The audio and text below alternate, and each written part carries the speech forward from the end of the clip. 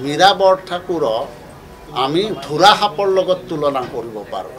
মই বিভিন্ন ঠাইত দেখিছোঁ যে তেখেতে একেবাৰে যি ধৰণে ডিঙি ফুলাই যিবিলাক কথা কৈ আছে সেইবিলাক কথা বাস্তৱত ৰূপ দিয়াৰ ক্ষেত্ৰত যে কোনো তেওঁ কাম কৰিব নোৱাৰে সেইটো এটা বাস্তৱসন্মত কথা। গতিকে মই সেইকাৰণেই তুলনা কৰিছোঁ যে মীৰা বৰঠাকুৰক আমি ধুৰা সাপৰ লগত তুলনা কৰিব পাৰোঁ। ধুৰা সাপৰ ফুচফুচনি বেছি, কিন্তু তাততো কোনো বিষ তেনেকৈ ক্ৰিয়া নকৰে। ঠিক তেনেকৈ মীৰা বৰঠাকুৰেও তেখেতেও হয়তো ডিঙি ফুলাই ডাঙৰ ডাঙৰ কথা ক'ব পাৰে, কিন্তু সেই কথাবিলাক সেই কামবিলাক তেওঁ কাৰ্যত কেতিয়াও পৰিণত কৰিব নোৱাৰে।